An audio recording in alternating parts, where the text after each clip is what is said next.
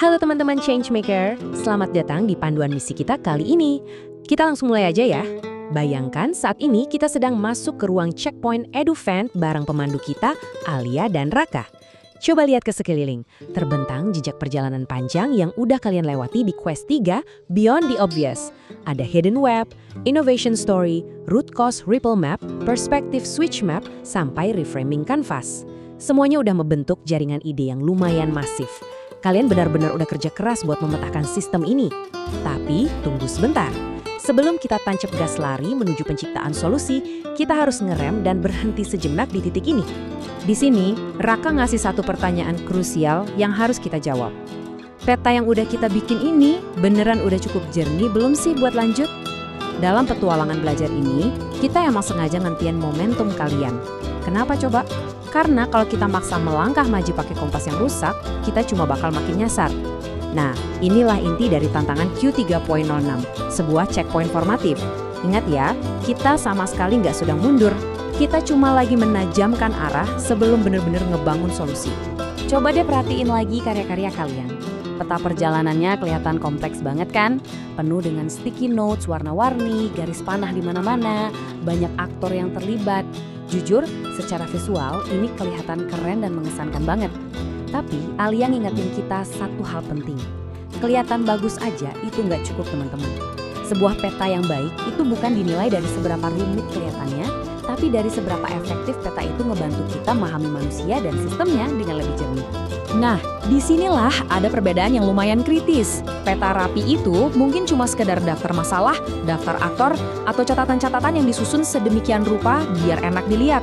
Tapi peta kuat, itu adalah fondasi sistem yang logis dan udah bener-bener diuji ketahanannya. Kita harus ngecek apakah semua bagian peta ini beneran saling terhubung. Kalau akar masalahnya aja nggak nyambung sama stakeholdernya, atau bingkai baru kita nggak selaras sama si akar masalah, wah, nanti solusi yang kita bikin bisa melongkar terlalu jauh dan malah kehilangan arah. Jadi, poin pentingnya di sini ini bukan cuma sekedar tugas atau latihan akademis di atas kertas. Raka ngebawa kita ke realitas dunia nyata.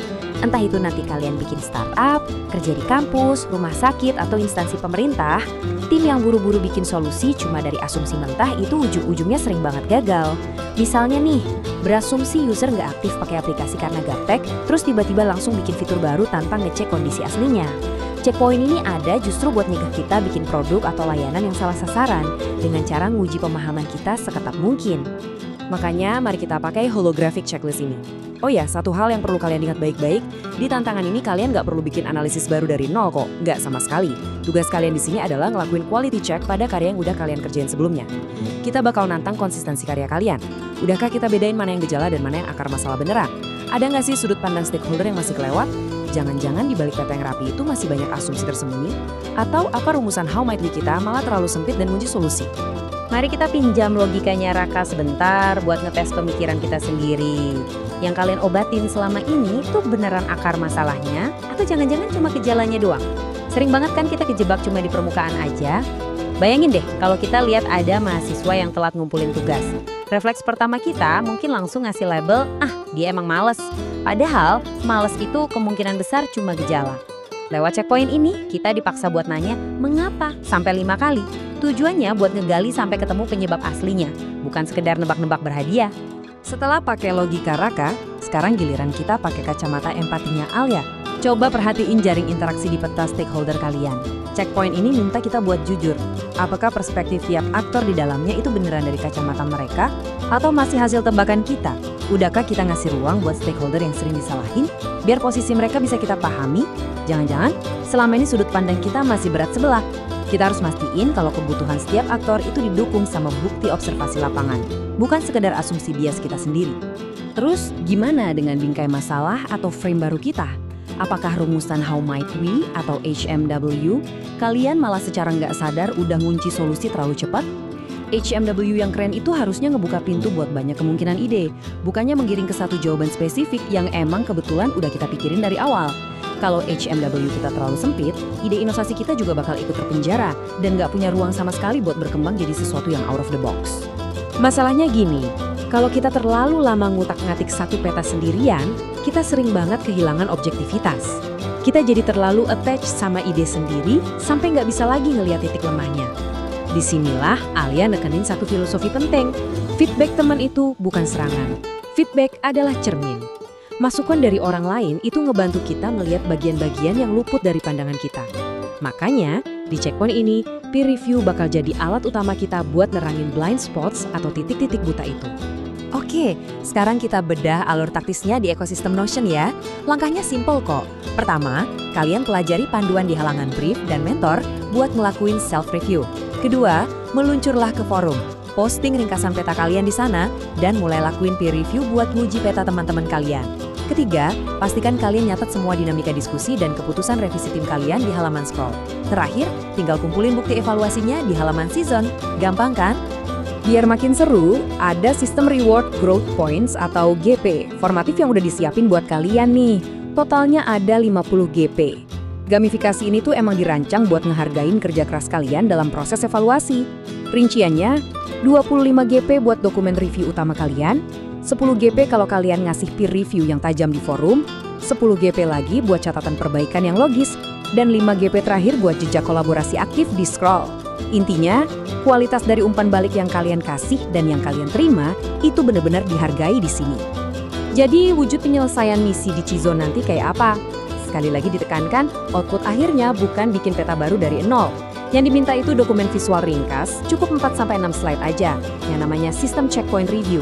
Dokumen ini ibarat portofolio mini yang ngebuktiin kalau kalian itu mampu nguji sistem, nemuin celah kelemahan, mencerna masukan dari teman tanpa baper, bikin revisi, dan diakhiri dengan refleksi singkat sekitar 150-250 kata tentang gimana cara pandang tim kalian berubah. Di titik ini, Alia dan Raka mau ngingetin lagi kalau ini adalah tantangan formatif. Apa sih maksudnya formatif? Bukan berarti bisa dikerjain asal-asalan ya. Formatif itu artinya kalian dikasih ruang yang aman buat bikin kesalahan. Kalian bebas ngakuin kelemahan peta kalian sekarang dan memperbaikinya jauh sebelum masuk ke tahap penilaian final nanti. Ini tuh tempatnya buat tumbuh. Inovator yang jago itu bukan mereka yang selalu benar dari awal, tapi mereka yang tangkas merespon feedback dan ngebenerin arah setelah idenya diuji. Nah, secara lebih luas, semua tugas taktis yang kita bahas tadi itu sebenarnya bermuara ke satu tujuan akademik utama, yaitu CPMK3 Perspective Transformation. Ini bukan sekedar teori, teman-teman. Ini adalah kemampuan paling inti dari seorang changemaker. Maksudnya apa? Yaitu kemampuan kalian pakai systems thinking untuk bisa ngelihat hubungan sebab akibat antar aktor dalam masalah yang ruwet, terus merumuskan ulang masalah itu jadi sebuah peluang inovasi yang benar-benar berpusat pada kebutuhan manusia. Oke, sekarang waktunya kita siap-siap melangkah lagi. Di ruang checkpoint ini, Raka nutup layar utamanya, dan perlahan muncul sebuah pesan besar di layar itu, semacam panggilan buat menumbuhkan kerendahan hati intelektual kita. Pesan pertamanya adalah, test the map, uji petamu. Beranikan diri kalian buat ngaku kalau peta sistem yang udah susah payah dibikin itu mungkin belum sepenuhnya logis dan hubungan sebab akibatnya masih butuh pembuktian di dunia nyata. Pesan yang kedua berbunyi, shift the lens, uji perspektifmu. Coba geser sudut pandang kalian sekarang juga. Pastikan kalian gak cuma ngelihat segala sesuatunya dari kacamata satu pihak yang paling mendominasi. Tapi jadilah adil. Coba pertimbangkan benar-benar apa kebutuhan, tekanan, dan hambatan dari seluruh stakeholder yang terlibat dalam ekosistem masalah kalian itu. Dan pesan terakhirnya, strengthen the frame, perkuat bingkai masalahmu. Kalau ternyata dari feedback ada yang kurang pas, jangan pernah ragu buat ngebongkar dan ngerakit ulang rumusan tantangan kalian. Pastikan fondasi masalah kalian tuh benar-benar kokoh, gak bias, dan ngebuka banyak pintu kemungkinan baru. Lakuin ini sebelum kalian sungguh-sungguh terjun ke fase merancang solusi nantinya. Dan akhirnya, pesan ini jadi kesimpulan epik dari perjalanan kita bareng Alia dan Raka hari ini. Ingat ya, sebelum menciptakan solusi yang beneran ngasih dampak besar, seorang human-centered changemaker itu harus bisa mastiin dulu kalau dia bener-bener paham sama masalahnya, secara jernih, secara adil, dan pastinya secara manusiawi. Jadi, bawa terus mantra ini di sisa perjalanan kalian. Test the map, shift the lens, strengthen the frame. Uji petamu, uji perspektifmu, lalu lanjutkan perjalanan dengan pemahaman yang jauh lebih kuat. Selamat mengerjakan misinya.